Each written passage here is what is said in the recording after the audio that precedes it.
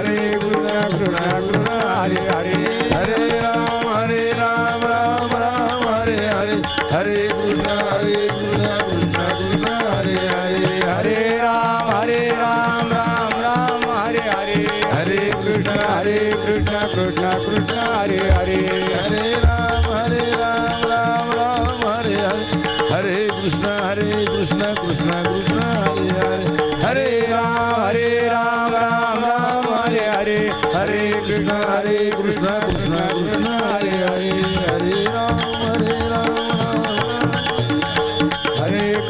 हरे कृष्ण कृष्ण हरे हरे हरे राम राम हरे हरे हरे कृष्ण कृष्ण कृष्ण हरे हरे हरे राम राम हरे हरे हरे कृष्ण कृष्ण कृष्ण हरे हरे हरे राम राम हरे हरे हरे कृष्ण कृष्ण कृष्ण हरे हे ओम भूर्भुवस्वः तत्सवितुर्वरेण्यं भर्गो देवस्य धीमहि धियो यो न प्रचोदयात् ओम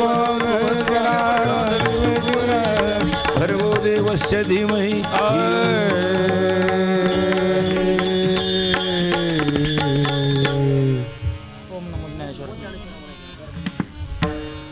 ओम नमो ज्ञानेश्वराय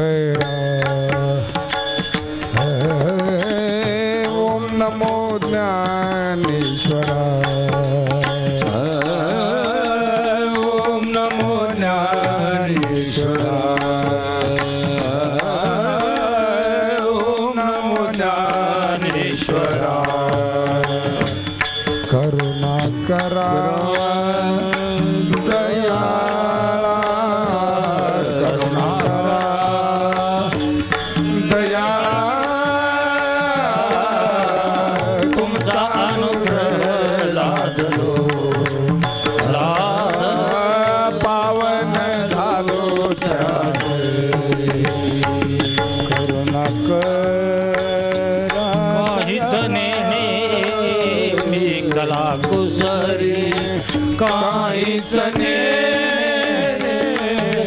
वचने अति भाविका बोलतो वचने अति भाविका तुमचा अनुग्रह लादलो पावन झालो चराचरी एका जनार्दनी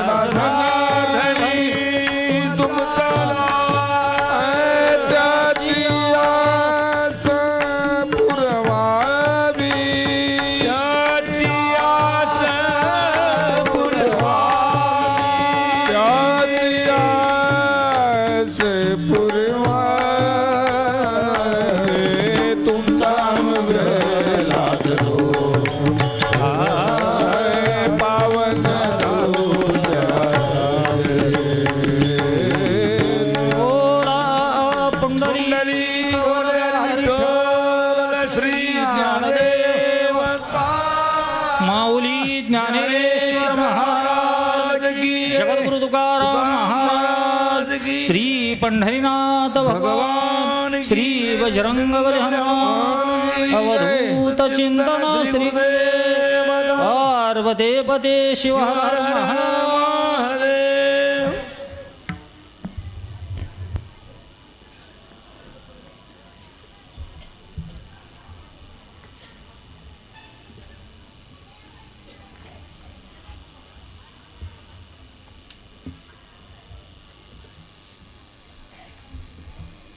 किंबहुना सर्व सुखी पूर्ण होणे तिही लोकी भजिजो आदिपुरुखी अखंडित आणि ग्रंथोपजीवी विशेष लोकी इये द्रष्टादृष्ट विजय हो आवेची येथ म्हणे श्री विश्वेश्वराव हा होईल दान पसाव येणे वरे ज्ञानदेव सुखिया झाला। ज्ञानोबा माऊलींच्या पसायदानातून आम्हाला ज्ञानोबा माऊलींचं अंतःकरण किती शुद्ध दर्जाचं होतं आणि त्या अंतःकरणात नांदत असलेलं संतत्व किती आकाशाला गवसणी घालणारं होतं याची प्रतीती येते। आम्ही किती स्वार्थी आहोत. आमच्या काळाचा एक महान दोष आहे की माणूस हा आकुंचित होत गेला. खरं तर मानवता विस्तारित व्हायला पाहिजे, परंतु काळाच्या ओघात आम्ही विस्तारित झालो नाही, आम्ही आकुंचित झालो. एवढे आकुंचित झालो की आम्ही आमच्या स्वतःशिवाय इतरांचा विचारच करायला तयार नाही. माझी पत्नी एक माणूस आहे, माझी मुलं एक माणसं आहेत. आज प्रत्येकाच्या अंतःकरणातला जो जिव्हाळा आहे, जातिवंत जिव्हाळा, तो जिव्हाळ्याचा झरा सगळा आटून गेलेला आहे आणि म्हणून मानवी जीवन वृक्ष झालेलं आहे. आम्हीही एवढं आकुंचित होऊ, लहान होऊ, तेवढं आम्हाला दुःख भोगावं लागतं. आणि आम्ही किती विस्तारतो. मीपणा सोडल्यानंतर किंवा मीपणा विस्तारित झाल्यानंतर माणूस पहिल्यांदा परिवाराचा विचार करतो. त्यात माझ्याबरोबर माझ्या पत्नीचा, मुलांचा, मुलींचा, फार झालं तर भावाचा, बहिणीचा, आईचा, वडिलाचा. थोडंसं विस्ताराची एक दिशा म्हणजे आम्ही परिवारापुरतं तरी विस्तारित व्हावं. आईला आई म्हणून आपल्या अंतःकरणात स्थान द्यावं, बाबाला बाबा म्हणून आपल्या अंतःकरणात स्थान द्यावं, पवित्र स्थान द्यावं. विस्तार वाढल्यानंतर गल्लीतलं माझी गल्ली, माझं गाव, ह्या सगळ्या विस्ताराच्या मर्यादा ओलांघून ज्ञानोबा माऊलींची करुणा किंवा ज्ञानोबा माऊलींचं संतत्व विश्वाला गवसणी घालणारं संतत्व आहे. आणि त्याची प्रतीती प्रस्तुतच्या ओवीतून येते. किंबहुना सर्व सुखी पूर्ण होऊन तिही लोकी. त्यांची संतत्व त्यांच्या अंतःकरणात वास करत असलेलं एवढ्या आपल्या ग्रहापुरतंही मर्यादित नाही, पृथ्वीपुरतं मर्यादित नाही, तर तिन्ही लोक सुखी व्हावेत. ज्ञानोबा माऊली एका ठिकाणी म्हणतात की हे विश्वची माणी जो आपले घर, ऐशी जयांशी मती स्थिर, किंबहुना चराचर आपणची झाला.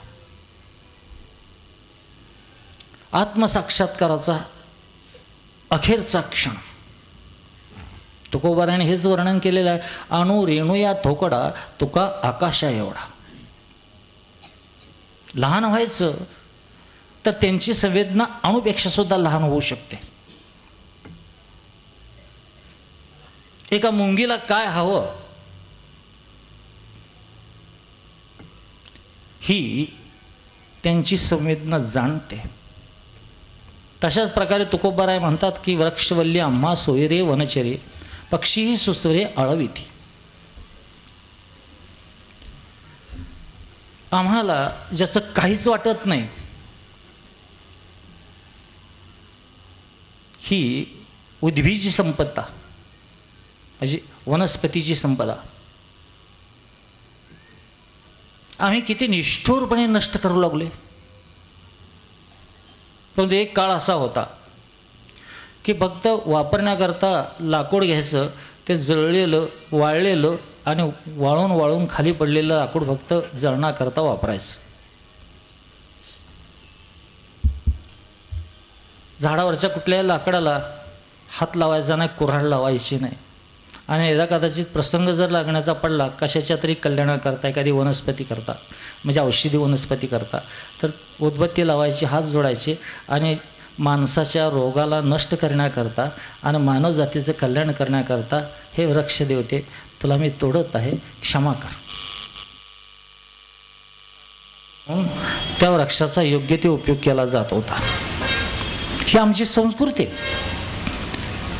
परंतु आज आम्ही एवढे आकुंचित झालो, एवढे सीमित झालो, एवढे मर्यादित झालो की आम्ही म्हणायचंच नाही मी माझ्यापेक्षा दुसऱ्याचा विचार करू शकत नाही.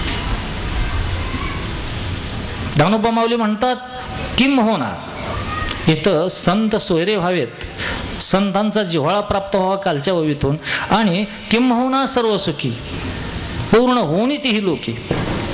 सर्व सुख म्हणजे आत्मसाक्षात्काराच्या अवस्थेत जोपर्यंत जीव हा शिवाचं दर्शन घेत नाही, आत्मा आणि परमात्म्याची जी एकरूपता आहे ती अनुभवानं जोपर्यंत आम्ही जाणत नाही, तोपर्यंत तुम्ही आणि मी एकच आहोत ही अनुभूती प्राप्त होत नाही. आणि ही अनुभूती प्राप्त झाल्यानंतरच असा विचार सुद्धा मनाला येतो. म्हणून सर्व सुख म्हणजे एक परमार्थाच्या उच्च अधिकार पदावर सगळे जीव बसावे, सगळे मानवजात बसावी. ही विश्वव्यापी करुणा आहे.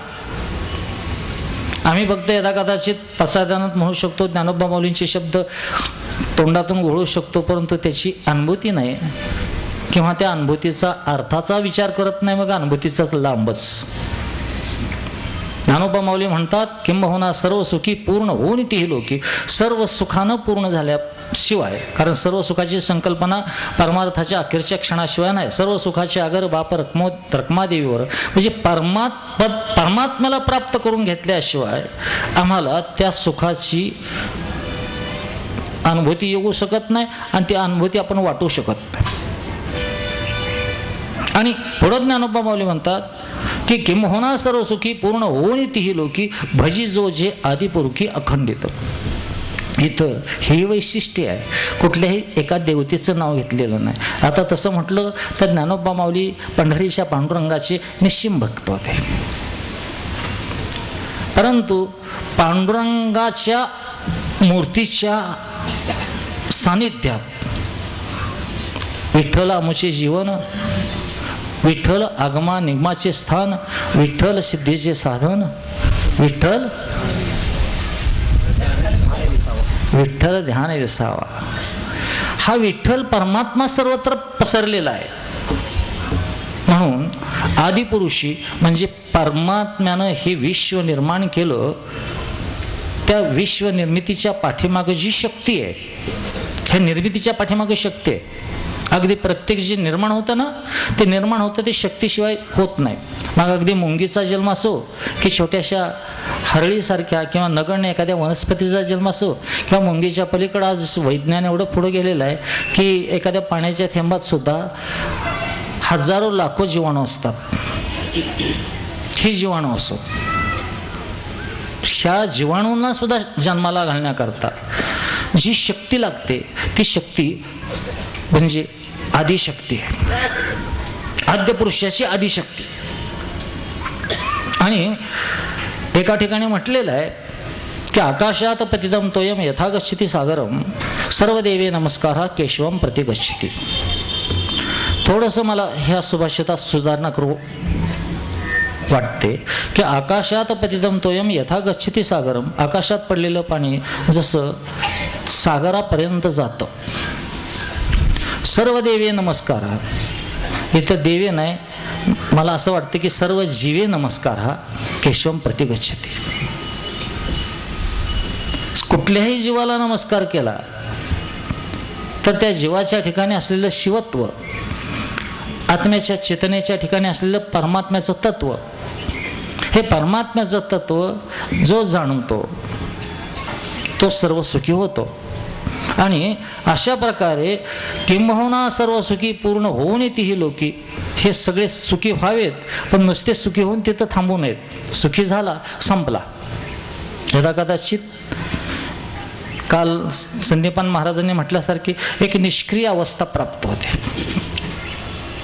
पूर्णत्व प्राप्त झाल्यानंतर निष्क्रियता येते.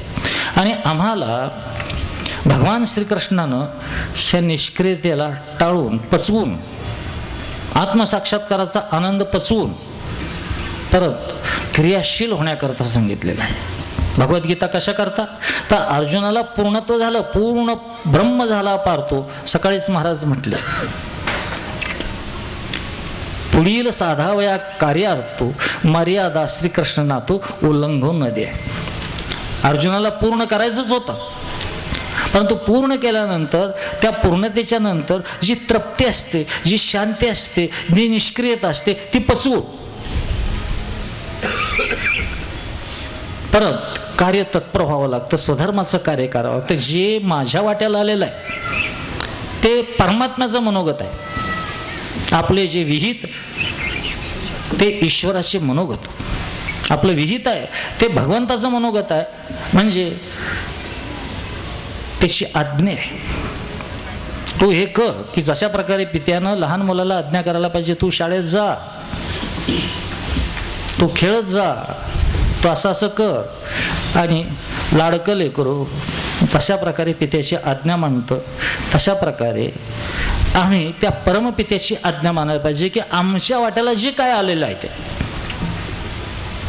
तिथं भेद नाही आणि कुठलेही कर्म वाईट नाही, फक्त विहित पाहिजे आणि आमच्या वाट्याला आलेलं पाहिजे. आणि असं कर्म करत करत आदिपुरुषाचं भजन, आपलं स्वतःचं कर्म जर आपण प्रामाणिकपणे केलं, कर्मे इशू भजावा, कर्मानं भगवंताची पूजा करायची आणि कर्मानं भगवंताची पूजा करायची. पण पूजा करत असताना काय की स्वतःचं आत्मसुख एक प्यावं लागतं, पचवावं लागतं. आणि हे पचवून परत यदा कदाचित परमात्म्यानं जे काम दिलेलं आहे. आणि मला नेहमीच एक वाटतं की भीष्म पितामह परमात्म्याची इच्छेनं परमात्म्याच्या विरुद्ध उभा राहिले. कौरव पक्षाचे सेनापती, पहिले सेनापती भीष्माचार्य झाले आणि एवढा प्रचंड पराक्रम केला, एवढा प्रचंड पराक्रम केला की परमात्म्याची प्रतिज्ञा मोडण्याचं सामर्थ्य त्यांच्याजवळ होतं. परमात्म्यानं प्रतिज्ञा केली होती, न धरी शस्त्र करी सांगेन युक्तीच्या गोष्टी 4. मी हातात शस्त्र धरणार नाही अर्जुना, फक्त मी 4 गोष्टी युक्तीच्या सांगेल. परंतु भीष्माचा हा भीष्म पराक्रम आणि पराक्रमाचं प्रदर्शन झाल्यानंतर पांडवाच्या सेनेला अस्तित्वच उरलं नाही, एवढा प्रचंड पराक्रम. आणि सगळा अर्जुन थिटा पडला, थोकडा पडला, निष्प्रभ पडला.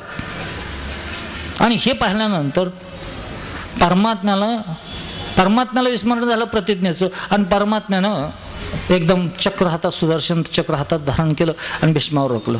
त्याच क्षणाला, म्हणजे भयानक युद्धात त्याच ॲट ए टाइम त्याच क्षणाला भीष्माचार्याने आपली आयुध खाली टाकली, नमस्कार केला, कृष्णा भगवंता चालव तुझं सुदर्शन चक्र. आणि मग कृष्ण भानावर आला, अरे मी माझी प्रतिज्ञा विसरलो की. परमात्म्याच्या विरुद्ध पक्षाला, कौरवाचा पक्ष म्हणजे असत्याचा पक्ष, परमार्थाच्या नीतीच्या न्यायाच्या विरुद्धचा पक्ष आणि परमात्मा नसलेला पक्ष. अशा प्रकारे परमात्म्याची आपल्या वाट्याला आलेलं जे कर्म आहे ते कर्म करत करत त्या आदिपुरुषाची प्रार्थना सेवा होते. आणि अशा प्रकारे किंबहुना सर्व सुखी पूर्ण होऊन तिही लोकी भजिजो जे आदिपुरुखी अखंडित. तर सर्व विश्वाला व्यापणारी माऊलीची करुणा, दिव्य करुणा. आणि ह्या दिव्य करुणेतनं परत आणि एक VIP ट्रीटमेंट, ज्ञानोबा माऊली सुद्धा VIP ट्रीटमेंट देतात नंतरच्या ओवीत. आणि ग्रंथोपजीवे विशेष लोकी ये द्रष्टाद्रष्ट विजय होवा विजय. हा ग्रंथ हे जीवनाचं शास्त्र आहे. कसं जगावं हे सांगणारी ज्ञानेश्वरी आहे, हे सांगणारी गीता आहे, जीवनशास्त्र आहे. आणि ज्ञानेश्वरी खऱ्या अर्थानं ज्याला कळालेली असेल, खऱ्या अर्थानं, त्याच्याकरता जो ज्ञानेश्वरी जगतो,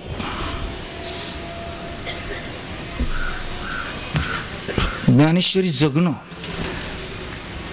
आणि ह्याच्याकरताच नामदेवराय म्हणतात की नामा म्हणे ग्रंथ श्रेष्ठ ज्ञानदेवी एक तरी ओवी अनुभवावी, एक तरी ओवी अनुभवावी. ह्याचा अर्थ असा काय की एक तरी ओवी जगावी.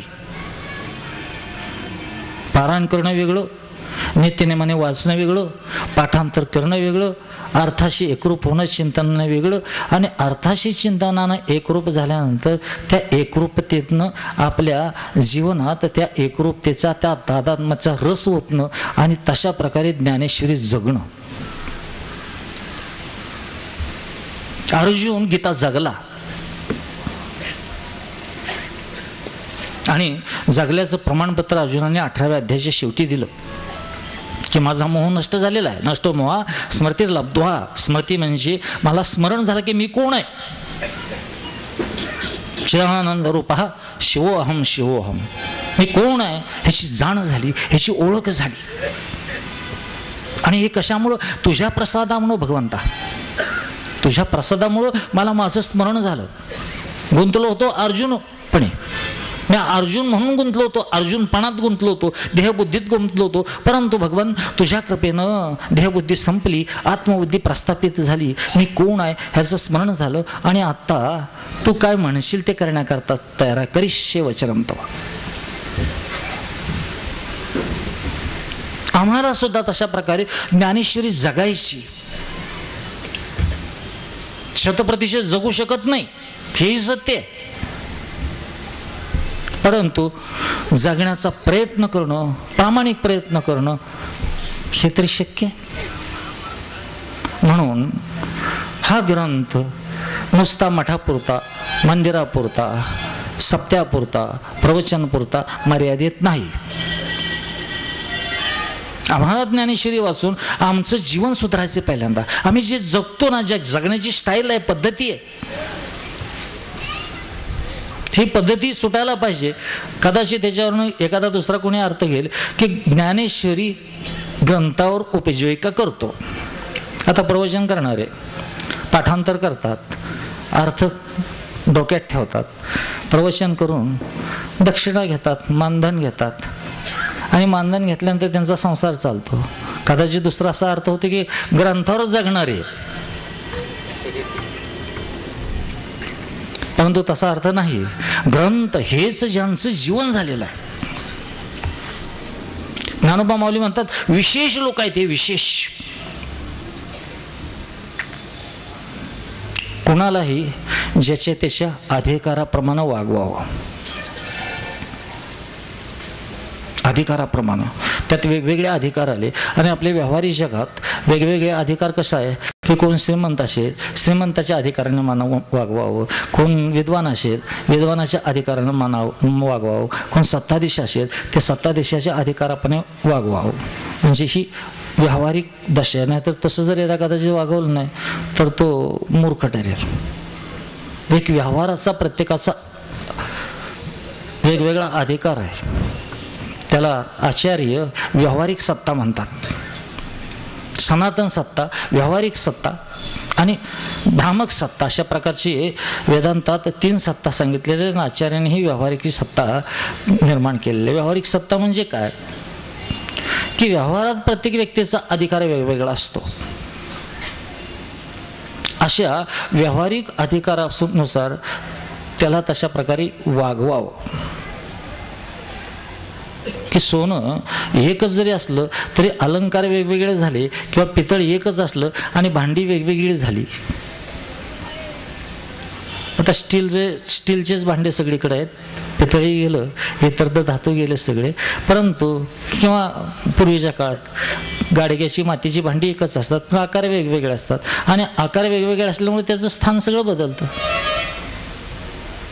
ताटात जेवायचे, ताट ही स्टीलचंच आहे, तांब्यात पाणी प्यायचे, ग्लासमध्ये पाणी प्यायचे ते स्टीलचंच आहे. वाटी कशा करता वापरायची, ज्याचं त्याचं म्हणजे आकाराप्रमाणे अधिकार बदलतो. तशा प्रकारे व्यावहारिक सत्तेत हे अधिकार बदलतो. पण व्यावहारिक सत्ता व्यावहारिक सत्तेच्या स्थानावर आहे. त्या सत्तेच्या पलीकडची एक सनातन सत्ता आहे, आदिपुरुषाची सत्ता आहे. आणि नंतरची एक भ्रामक सत्ता आहे, भ्रमाने निर्माण झालेली सत्ता. की जशा प्रकारे दोरी असते पण साप दिसतो, साप दिसल्यानंतर तो सापच असतो पाहणाऱ्याच्या दृष्टीनं, दोरी नसते. आणि पाहणाऱ्याच्या दृष्टीनं साप असतो. म्हणून साप पाहिल्यानंतर जशा प्रकारे त्याची रिॲक्शन होती, प्रतिक्रिया होती प्रत्येक व्यक्तीच्या अंतःकरणात. तशा प्रकारे प्रतिक्रिया होते. नसतो, परंतु प्रतिक्रिया होती ती सत्तात्मक असते, ती खरी असते. सर्पाचं दर्शन झाल्यानंतर काही लोकांना एकदम घाम येतो, काही लोक भितात, हृदय धडधड करतं, कदाचित ब्लड प्रेशर वाढतं, कदाचित बीपीचा एखादा किंवा हार्टचा एखादा पेशंट असेल तर जीव बी जातो. सत्ता भ्रामक, परंतु त्याचे परिणाम जे आहेत ना, ते परिणाम आपणाला जाणवणारे परिणाम आहेत. अशा प्रकारे 3 प्रकारची सत्ता आहे. त्या सनातन सत्तेपर्यंत आपण जायचे, सनातन सत्तेपर्यंत जायचे. आणि हा ग्रंथ जेव्हा जगू तेव्हा ज्ञानोबा माऊलींच्या दृष्टीनं हे विशेष आहे. हे लोक जगणारे, ज्ञानेश्वरी जगणारे, गीता जगणारे विशेष आहेत. कारण काय की जगणं वेगळं. की महाभारतात एक कथा येते की आचार्य द्रोण जेव्हा शिक्षक म्हणून नियुक्त झाले, भीष्माचार्याने द्रोणाचार्याला शिक्षक म्हणून नियुक्त केलं. आणि असं म्हटलं जातं की शिक्षकाचा बिझनेस त्या काळापासून झाला. पहिला शिक्षक द्रोणाचार्य, पैसे घेऊन शिकवणारा. 1 महिना 2 महिने झाले, छोटी छोटी मुलं होती, कौरव पांडव. 2 महिने झाल्यानंतर सांगितलं, विद्यार्थ्यांनो तुमच्या उद्या आम्ही टेस्ट घेणार आहे आणि सगळ्यांनी आतापर्यंत जे पाठ केलेले आहेत ते अगदी पाठ करून या. कोण पहिला येतं, कोण दुसरा येतं, कोण तिसरा येतं, मी पाहतो. सगळी मुलं जमली. प्रत्येकाला विचारले किती पाठ केलेत. 40 झालेत. मग अगदी शीघ्रपाठी असेल त्यांनी सांगितलं 40 झाले. प्रत्येकाला विचारले. धर्मराजाने खाली मान घातली होती. अचानक द्रोणाचार्यांचं लक्ष धर्मराजाकडे गेलं आणि पुकारलं, धर्मा. उभा राहिला. का म्हणता गुरुजी? तू खाली मुंडी घातलीस? हो. किती पाठ केले? एकही पाठ केला नाही. का पाठ केला नाही? कारण पहिलाच पाठ झाला नाही. पहिला पाठ कोणता? तर खरं बोल आणि धर्माने वाग. सत्यम वद धर्मम चर. मी पहिलाच पाठ खऱ्या अर्थाने पाठ करू शकलो नाही. आणि मग द्रोणाचार्याला धर्माच्या आशयाचं कौतुक वाटलं आणि धर्मराजाच्या पाठीवर हात फिरवला आणि म्हटलं, धर्मा, हा पहिला जर पाठ खऱ्या अर्थाने पाठ झाला तर इतर पाठाची गरजच नाही. खरंच जर धर्माने वागला आणि सत्य बोलला तर दुसऱ्या पाठाची गरजच नाही. अशा प्रकारे की ज्ञानेश्वरी जेव्हा पूर्णपणे जे जगतात तो अर्जुन होतो. पूर्णपणे जगला, 100% ज्याच्या जीवनात ज्ञानेश्वरी प्रतीतीला आली तो अर्जुन झाला. आणि अर्जुनाकरता संजयनं शेवटच्या श्लोकात म्हटलेलं आहे की यत्र योगेश्वरा कृष्णो यत्र पार्थ धनुर्धरा तत्र श्रीर विजयोर्भूतीर ध्रुवा नीतीर मतीर मम. जिथं भगवान श्रीकृष्णाने योगेश्वर श्रीकृष्ण, इथं योगेश्वर म्हटलेलं आहे. योगेश्वर श्रीकृष्ण आणि धनुर्धर अर्जुन हे दोघं एकत्र आल्यानंतर त्या ठिकाणी काही कमी पडणार नाही. फक्त विजयाचा आशय घेतो. विजय, इथं विजय म्हटलेला आहे. आणि तो विजय कुठला म्हटलेला आहे की दृश्य आणि अदृश्य, द्रष्ट आणि अदृष्ट. एक आपलं जीवन असतं की आम्हाला दृश्य जीवन एक असतं, म्हणजे मरेपर्यंतचं जीवन दृश्य. म्हणून तर जे आपल्या जीवात्म्याची जी दशा असते, जी अवस्था असते, जे स्थित्यंतर असतं ते आत्ता हे असतं त्याला माहीत नाही, पण निश्चित आहे. मरणोत्तर जीवन आहे. आणि ह्याच्यावर फार मोठं आमच्या धर्मपीठात संशोधन केलेलं मरणोत्तर जीवनाचं.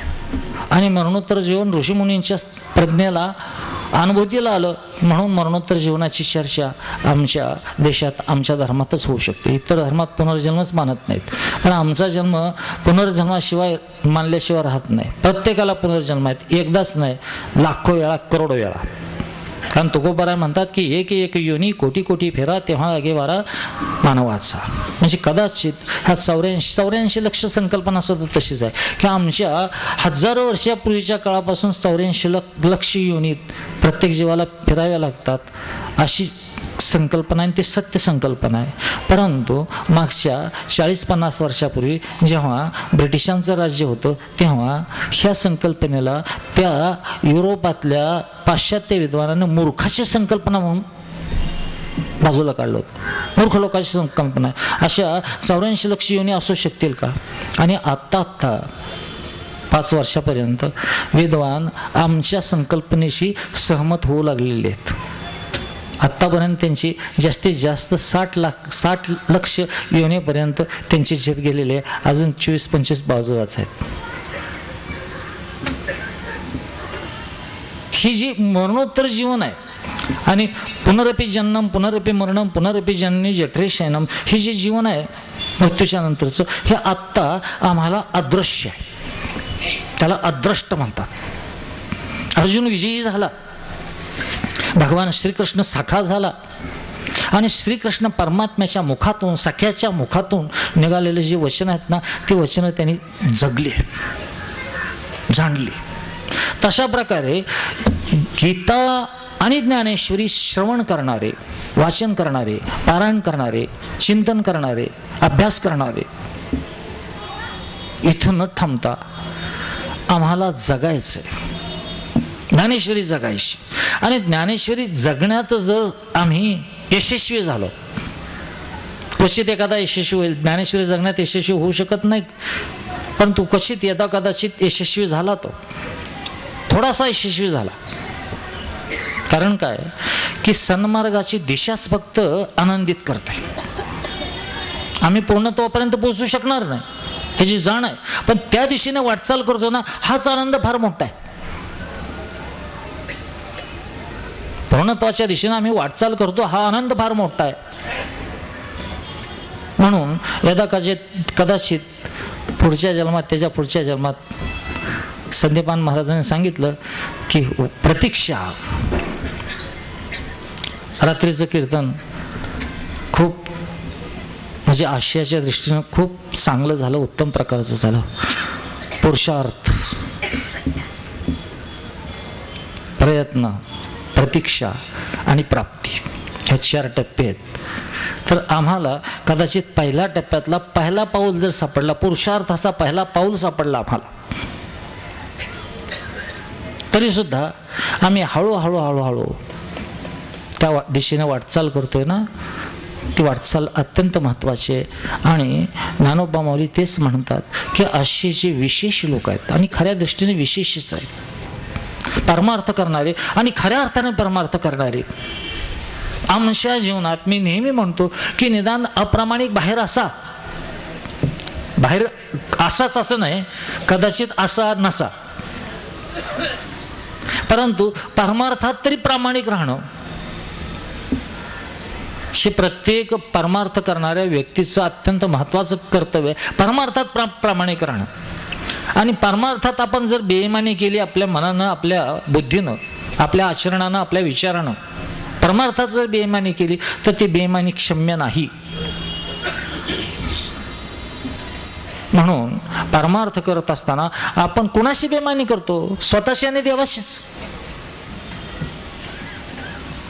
अप्रामाणिकता बाहेर करायचा असतो, करू नये पण करतात, क्षम्य यदा कदाचित. पण आम्ही जर स्वतःशीच जर अप्रामाणिक वागलो, स्वतःला स्वतःच फसवलो, आणि बऱ्याचशा वेळेस स्वतःला स्वतःच आपण फसवतो, तर परमात्म्याच्या दरबारात ते क्षम्य नाही. म्हणून ज्ञानेश्वरीचा अभ्यास करणारे विशेष लोक आहेत, ज्ञानेश्वरी जगणारे विशेष लोक आहेत. आणि या विशेष लोकांकरता ज्ञानोबा माऊलींना मागितलेलं आहे की द्रष्ट आणि अद्रष्ट.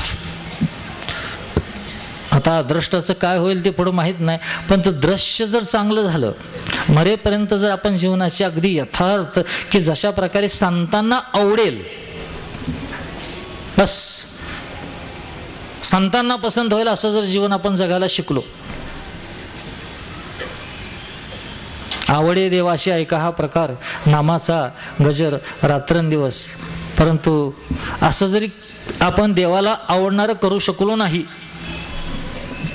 प्रश्न नाही, परंतु संतांना आपलं जीवन आवडेल अशा प्रकारे सुंदर जीवन झालं, तर आम्ही आमच्या जीवनाची यशस्वी वाटचाल केलो असं होतं. आणि हे जीवन जगण्यातच, हे आपल्या प्रत्येक क्रियेत, कर्मात नंतरच्या भवितव्याची बीजे असतात. कर्म कधीही वाया जात नाही. मग ते कर्म 3 आयामात आहे. एक शारीरिक कर्म, एक वाचिक कर्म आणि एक मानसिक कर्म.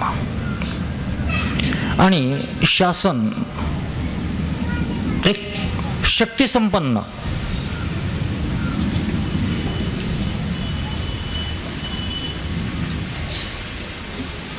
स्थान, शासनाने निर्माण केलेला कायदा. आणि असं म्हटलं जातं की कायद्याचे हात खूप लांबवर आहेत. जर मनात आणलं डिपार्टमेंटनं योग्य प्रकारे तर कुठलाही गुन्हा कायद्याच्या डोळ्यापासून किंवा हातापासून जाऊ सुटू शकत नाही. एवढे कायद्याचे हात लांब आहेत म्हणतात. असो, पण कायदा जिथं पोचू शकत नाही, मानवी कायदा जिथं पोचू शकत नाही तिथं परमात्म्याचा कायदा पोचू शकतो. मानवी कायदा फक्त शरीराच्या कृतीपर्यंत मर्यादित आहे. आम्ही शरीरानं जे नको ते करतो, शरीराने नको ते करतो, आणि ते नको ते केल्यानंतर साक्षी पुरावा ह्या सगळ्या घोळात सिद्ध झाल्यानंतर, कारण साक्षी पुराव्याच्या घोळात दोषी हा दोषीच ठरतो असं नाही की म्हणा, बऱ्याच वेळेस दोषी हा निर्दोषी ठरतो. अपुऱ्या पुराव्याअभावी आरोपीला निर्दोषी सोडण्यात आलेलं आहे, हे न्यायालयाचं वचन. कारण अशा प्रकारे एक कायद्यातच स्थान आहे. पहिलंच असं आहे की शेकडो गुन्हेगार आरोपी निर्दोष सुटले तर चालतील, परंतु म्हणजे एखादा सुद्धा निर्दोषी, खऱ्या अर्थाने निर्दोषी आहे, तो गुन्हेगार ठरू नये. कायद्याचं मूळचं तत्व असं आहे की शेकडो यदाकदाचित दोषी आहेत, गुन्हेगार आहेत, पण आरोप सिद्ध होत नाही. आणि आरोप सिद्ध होत नाही म्हणून ते निर्दोष सुटतात. म्हणून बऱ्याचशा वेळेस ह्या मानवी कोर्टात 100तले 99 गुन्हेगार निर्दोष सुटतात, आरोपी. कारण गुन्हा सिद्ध झाल्यानंतर गुन्हेगार म्हणायचं, गुन्हा जोपर्यंत सिद्ध होत नाही तोपर्यंत आरोपी म्हणायचं, सोडतात. परंतु परमात्म्याचं कोर्ट एवढं विराट आहे आणि एवढं खोलवर आहे की तुम्ही मानसिक जरी पाप केलं, मानसिक गुन्हा केला तरी परमात्म्यापासून ते सुटू शकत नाही. मग वाणीचं आणि देहाचं तर लांबच राहिलं. मानसिक पाप केलं तर. आता रात्री सांगितलेली गोष्ट संदीपान महाराजांनी, एक चांगली साधिका, ब्रह्मचारी साधिका आजारी पडली आणि मरणाच्या वेळेस वैद्याने नाडीला हात लावला.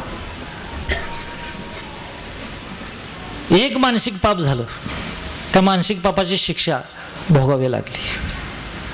म्हणजे परमात्म्याच्या कोर्टात मानसिक पाप सुद्धा सुटत नाही, मग वाचिक आणि शारीरिक हे लांबच राहिलं. हे सगळं बाजूला सोडून आपण ज्ञानेश्वरी जगायची. म्हणजे पहिल्यांदा मानसिक पाप हे पापाचं बीज आहे. इच्छाशक्ती आहे ना आपली, ह्या इच्छाशक्तीत जर पाप बीज शिरलं, इच्छाशक्ती, ज्ञानशक्ती आणि कर्मशक्ती, ह्या इच्छाशक्तीत जर पापाचं बीज शिरलं आणि ज्ञानशक्ती शिरल्या त्याला सहाय्य करते आणि कर्मशक्ती तशा प्रकारे कर्म घडवून आणते. म्हणजे मूळचं बीज, प्रत्येक पापाचं बीज हे इच्छाशक्तीच्या आत प्रविष्ट. आणि जेव्हा इच्छाशक्तीच पापाचं बीज फलित होऊ देणार नाही, बाजूला लावेल, तिथनं मग वाणीची आणि करणीची सुधारणा होईल. म्हणून विजय जर प्राप्त करायचा असला तर इच्छाशक्तीत पुण्याचं बीज पेरावं लागेल. आणि मग आमच्या जीवनाच्या शेवटच्या क्षणी आम्हाला विजय प्राप्त होतो. केव्हा ठरतो? शेवटच्या क्षणाला ठरतो. कारण शेवटचा क्षण अत्यंत महत्त्वाचा क्षण आहे. आणि शेवटच्या क्षणी जर भगवंताचं स्मरण करत हे कलेवर सुटलं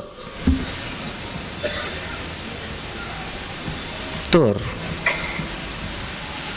आणि मरणसमयी जया जे आठवे तो त्या गतीशी पावे, म्हणून माते स्मरावे सदा तो.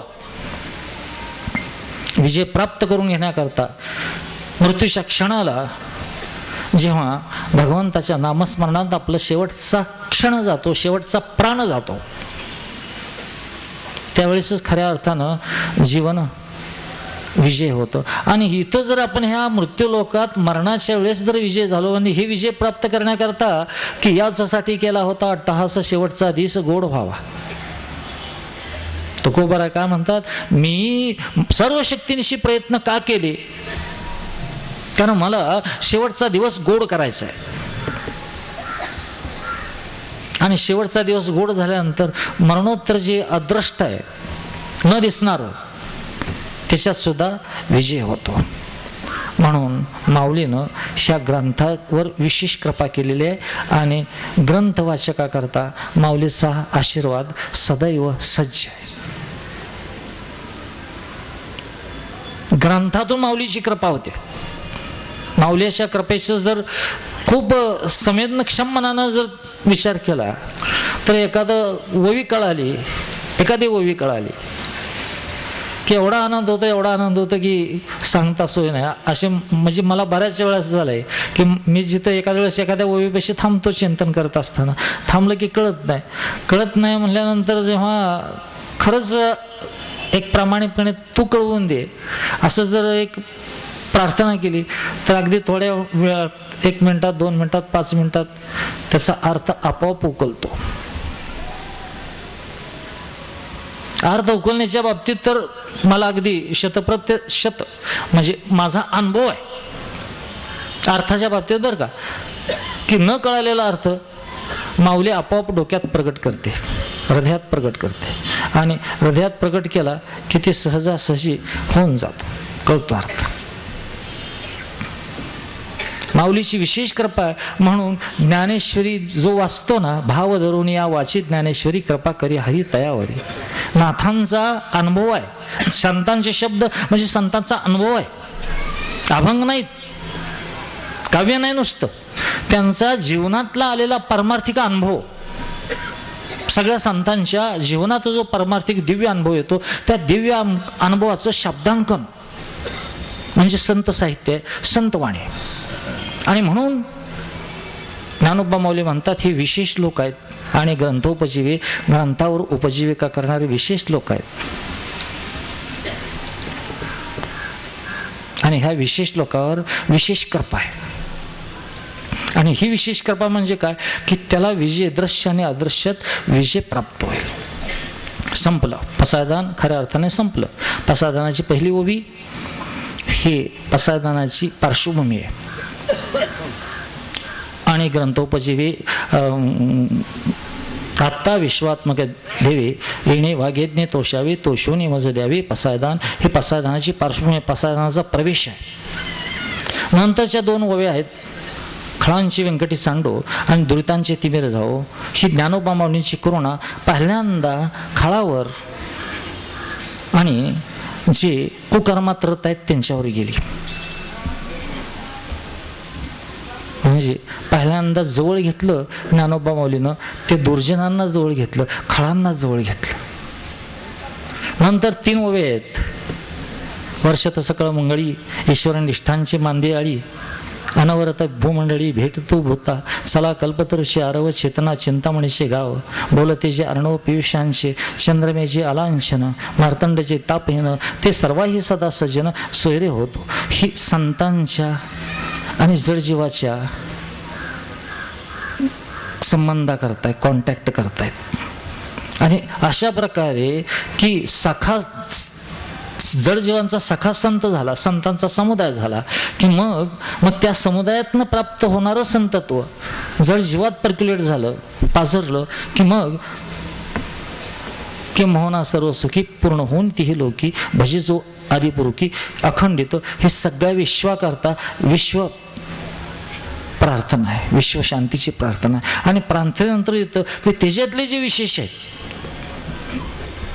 ते विशेष लोकांच्या करता विजयाचं आश्वासन, विजयाचं वचन, आश्वासन नाही, क्षमा करा, शब्द माघारी घेतो, कारण आश्वासन देणारे वेगळे असतात आणि आश्वासन देण्याकरताच असतं. आश्वासनाची पूर्तता यदा कदाचित झाली तर आश्वासन पूर्ती म्हणून मोठ्या टाईपमध्ये बोर्ड लावला जातो, परंतु वचन आहे. आणि ज्ञानोबा माऊलींचं वचन म्हणजे आता अवधान ऐकले दिजे मग सर्व सुखाशी पात्र होईजे, हे प्रतिज्ञोत्तर माझे उघड ऐका.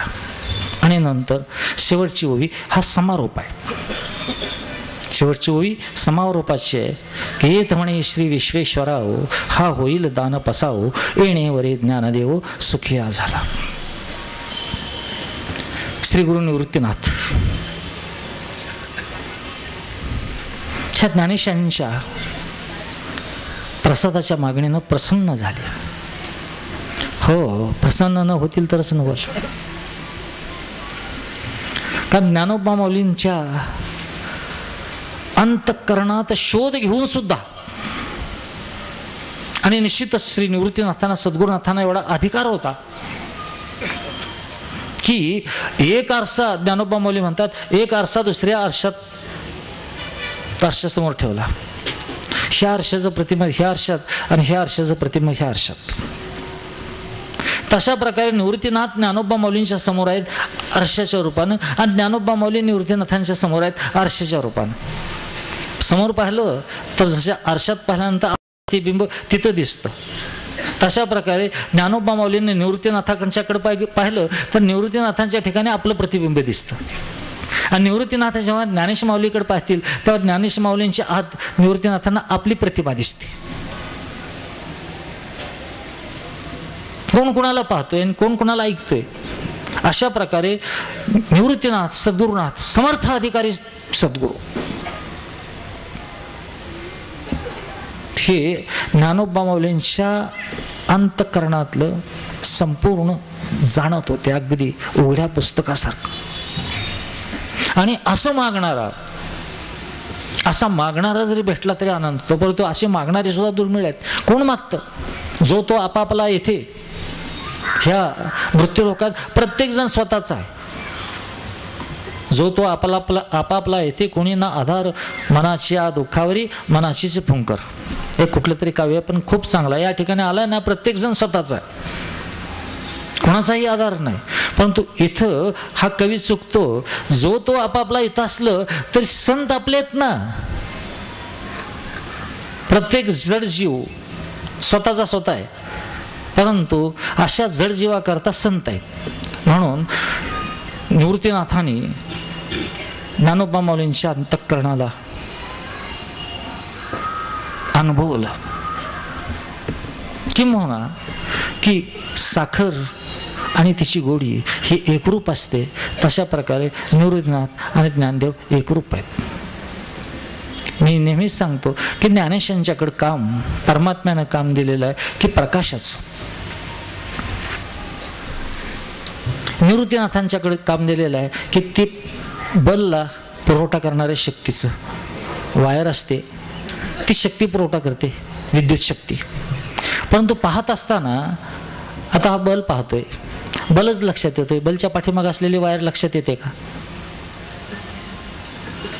बलच्या पाठीमागे बलला जी शक्ती पुरवठा करते ती वायर लक्षात येते का? लक्षात येत नाही. तशा प्रकारे परमात्म्याचं नियोजन आहे की निवृत्तीनाथांच्याकडे जे कार्य दिलेलं आहे ते शक्तीचं वहन करायचं काम दिलेलं आहे, आणि ज्ञानेश माऊलींच्याकडे जे कार्य आलेलं आहे ते शक्तीचं प्रकाशन करण्याचं काम दिलेलं आहे. इथं वायरला मोठं म्हणता येत नाही आणि प्रकाशाच्या बलला छोटं म्हणता येत नाही, किंवा बलला मोठं म्हणता येत नाही आणि वायरला छोटं म्हणता येत नाही. अशा प्रकारे समन्वयाने निवृत्तीनाथ आपल्या समोर येत नाहीत. का समोर येत नाहीत? कारण ते पाठीमागं आहेत आणि पाठीमागचे कधीच समोर येत नाहीत. तसं म्हटलं एक दुसऱ्या आशयाने, किंग मोठा का किंग मेकर मोठा, राजा मोठा का राजाला बनवणारा मोठा. आर्य चाणक्य नावाचा एक 2500 वर्षापूर्वी अगदी खूप तज्ञ ब्राह्मण होऊन गेला. धनानंद हा अगदी अहंकारी होता आणि ह्याचा अपमान केल्यानंतर त्यांनी तिथंच दरबारात सांगितलं, शेंडीची गाठ सोडली की तुला ह्या सिंहासनावर उतरेल तेव्हा शेंडीची गाठ बांधेल. माझा अपमान केलाय, या अपमानाचा बदला म्हणजे तुला पदच्युत करेल. आणि ह्या ध्यानानं, ह्या एक ईर्षेनं अगदी पूर्ण भरलेला हा चाणक्य फिरू लागला होता. मुलांचा खेळ होता. ह्या मुला एवढी सगळी मुलं होती. आणि राजा म्हणून एका दगडावर एक मुलगा बसला होता. तेही राजाचा खेळ करत होते. ह्या चाणक्याने लांबनं बघितलं त्या दगडावर बसलेल्या राजाला. खेळ संपल्यानंतर त्याला जवळ बोलवलं, त्याच्या आईजवळ नेलं. हा मुलगा मला दे, मी ह्याला राजा करणार आहे. आणि खऱ्या अर्थानं चंद्रगुप्त मौर्याला चाणक्यानं राजा केलं. तशा प्रकारे म्हणजे चंद्रगुप्त मौर्यापेक्षा चाणक्य मोठा, किंगपेक्षा किंग मेकर मोठा. तसं ज्ञानोबा माऊलींच्या पाठीमागे ज्ञानोबा माऊलींना माऊलीच्या पदावर बसवणाऱ्याची निवृत्तीनाथ आहेत.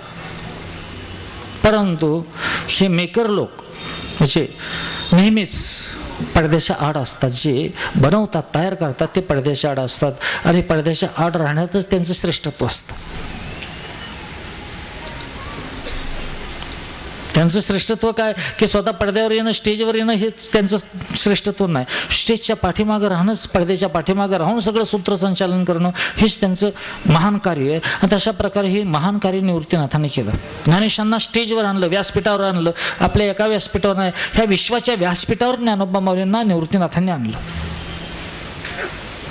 आणि विश्वाच्या व्यासपीठावर आणल्यानंतर मग ह्या विश्वाच्या व्यासपीठावर स्थानापन्न झालेले श्री ज्ञानेश माऊली शेवटच्या क्षणाला प्रसादान मागत असताना तर अत्यंत आनंदले, अत्यंत प्रसन्न झाले निवृत्तीनाथ. आणि निवृत्तीनाथानं तशा प्रकारचं इथं म्हणे श्री विश्वेश्वरा, श्री निवृत्तीनाथ म्हणतात की हा होईल दान पसाव. तू जे म्हणतोयस ना ते व्हावं, ते होईल, हा माझा आशीर्वाद आहे. खरं तर काय की ज्ञानोबा माऊलींची ज्ञानेश्वरी म्हणजे निवृत्तीनाथांच्या आशीर्वादाला आलेलं अगदी गोड फळ. आशीर्वादाची आज्ञा झाली आणि आज्ञा शिरसावंत मान्य केली. त्या निवृत्तीनाथांच्या आज्ञेला आणि आशीर्वादाला, कृपेला आलेलं गोड फळ म्हणजे ज्ञानेश्वरी. आणि असा प्रसाद प्राप्त झाला. आणि ज्ञानोबा माऊली म्हणतात, येणेवरे ज्ञानदेव सुखिया झाला. मागल ते मिळालं तर माणूस सुखी होतो. परंतु साधा माणूस साधंच म्हणतो आणि साधं मानणं, साधं सुख असणं क्षणभंगूर असतं. साधा माणूस, सामान्य माणूस सामान्य मानतो, भोगी माणूस भोग मानतो, संसारी माणूस संसाराचं मानतो, मागतो. आणि ते यदा कदाचित मिळालं तरी तो आनंद क्षणभंगूर आनंद असतो. परंतु ज्ञानोबा माऊलीनं जे मागितलं ते स्वतः करता काहीच नाही. आणि स्वतः करता काहीच नाही मागितलं, हे मागितलं हे सगळ्या चराचर विश्वा करता. इथं माझा महाराष्ट्र, माझी आळंदी, माझी भाषा नाही, ही मर्यादा तेव्हाच ओलांडली. माझा देश ही सुद्धा मर्यादा नाही. ज्या ग्रहावर राहतो ह्या पृथ्वी ह्या ग्रहापुरतच नाही तर किंबहुना तीही लोकी स्वर्ग मृत्यू पाताळ ह्याच्यापेक्षा पलीकडं ज्ञानोबा माऊलींची मागण्याची संवेदना गेली. किती विराट असेल एक लक्षात घ्या, किती विराट असेल मन. आणि अशा वराला वरदान मिळालं. आणि ज्ञानोबा माऊली म्हणतात, येणेवरे ज्ञानदेव सुखिया झाला. म्हणून हा ग्रंथ ही ज्ञानोबा माऊलींच्या चिरंतन कृपेची साक्ष आहे. जोपर्यंत ज्ञानेश्वरी जिवंत आहे, आणि ज्ञानेश्वरी कुठपर्यंत जिवंत आहे की जोपर्यंत, मला तर वाटतं की जोपर्यंत मानवी जात ह्या पृथ्वीच्या पाठीवर आहे ना तोपर्यंत कोणत्या ना कोणत्या तरी रूपात ज्ञानेश्वरी जिवंतच राहणार आहे. कारण ज्ञानोबा माऊलींची समाधी संजीवन आहे. त्यांनी समाधीला बसलेत म्हणजे कथा कीर्तन करत समाधीला बसलेत. आता समाधी म्हणजे ताटस्थ समाधी म्हणजे सगळ्या बाहेरचा कॉन्टॅक्ट सगळा तुटतो, म्हणजे शरीराचा सुद्धा कॉन्टॅक्ट तुटतो, शरीराचा सुद्धा संबंध तुटतो. आणि शरीराचा संबंध तुटल्यानंतर एक फक्त परमात्म्याचा संबंध जसा जोडला जातो, सगळा संबंध तुटतो, त्याला समाधी म्हणायचं. पण संबंध तुटण्याकरता म्हणजे ज्ञानदेवे घेतले ध्यान हृदय धरून ज्ञान हृदया धरून ध्यान समाधी वैसला निर्वाण कथा कीर्तन करीतो. निर्वाणीच्या समाधीला कथाने कीर्तन करत बसले म्हणजे ती समाधी संजीवन समाधी आहे. संजीवन समाधी ह्याचा अर्थ मी माझ्या कल्पनेप्रमाणे लागतो, एक कॉन्टॅक्ट परमात्म्याशी पुरा जोडलेला आणि दुसरा कॉन्टॅक्ट जगताशी पुरा जोडलेला. आता ही लाईट प्रकाशते, ह्या लाईट प्रकाशतेचा कॉन्टॅक्ट नेहमी जिथं लाईट निर्माण होते तिथपर्यंत असतो. कुठेही डिस्कॉन्टॅक्ट झाले की प्रकाश दिसणार नाही. प्रकाशतो म्हणजे तिथं निर्माण होतं, तिथला प्रकाश ह्या ठिकाणी प्रकाशतो, तिथली शक्ती या ठिकाणी प्रकाशते. तशा प्रकारे संजीवन समाधी म्हणजे एक कॉन्टॅक्ट परमात्म्याशी, ह्या विश्वशक्तीशी, आणि विश्वशक्तीशी कॉन्टॅक्ट ठेवून संबंध ठेवून संपूर्ण चराचराशी संबंध आहे. म्हणून ज्ञानोबा माऊलीची संजीवन समाधी असं म्हणायचं. आणि संजीवन समाधीचं धन म्हणजे ज्ञानेश्वरी आहे. गुरु परंपरेच्या ज्या ओवेत क्षीरसागर परिसरी शक्तीची कर्णकुहरी नेणू कैत्रपुरी उपदेशले येत आहे की समाधी धन जे आहे ना, हे समाधी धन मच्छिंद्रनाथाने गोरक्षनाथाला लिहिलं, गोरक्षनाथानं निवृत्तीनाथाला लिहिलं, निवृत्तीनाथानं ज्ञानोबा माऊलीला लिहिलं, आणि ज्ञानोबा माऊलीनं ज्ञानेश्वरीत प्रगट केलं. प्रगट गुह्य बोले विश्व ब्रह्मची केले. म्हणून पसायदान हे जगाच्या अंतापर्यंत तशाच प्रकारे तेजस्वी राहील की मोना दिवसेंदिवस या पसायदानाचा शीतल प्रकाश. आता भाषेचं माध्यम तुटलेलं आहे, संपूर्ण जगाशी संपर्क आलेला आहे. आणि जेव्हा ज्ञानेश्वरी लक्षात येईल ना जगातल्या विद्वानाला, तेव्हा ज्ञानेश्वरी हाच म्हणजे गीता हाच अखेरचा ग्रंथ अशा प्रकारे सर्वमान्य होईल. आणि ही प्रार्थना आपण करू की आमच्या ज्ञानोबा माऊलींच्या प्रसादनाप्रमाणे ज्ञानेश्वरी प्रमाणे की ज्ञानोबा माऊली तो आम्हाला जगव, पहिल्यांदा आमचं जीवन तशा प्रकारे सुंदर परिपूर्ण बाह्यांग अंतरांग अगदी अंतर्बाह्य सुचिरभूत करून सुंदर कर. आणि तशा प्रकारे सुंदर करण्याची इतरांनाही प्रेरणा दे, कारण जीवन नेहमी प्रेरणा देतं. शुद्ध जीवन, संपन्न जीवन, पारमार्थिक जीवन हे इतरांना प्रेरणादायी जीवन होतं.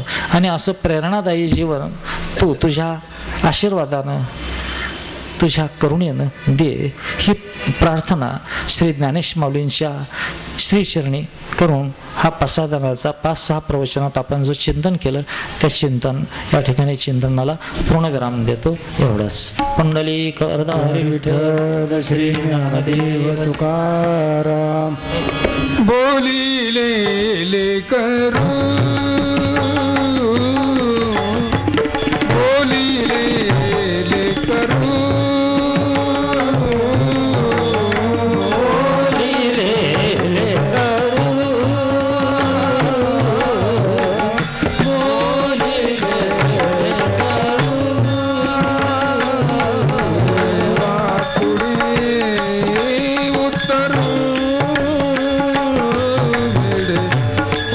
कुड़े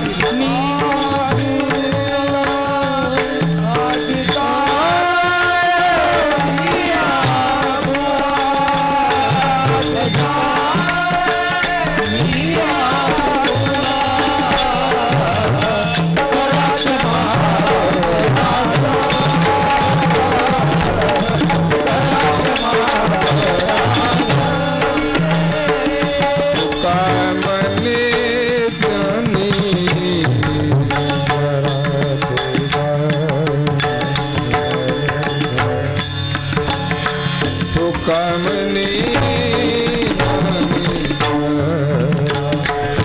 राका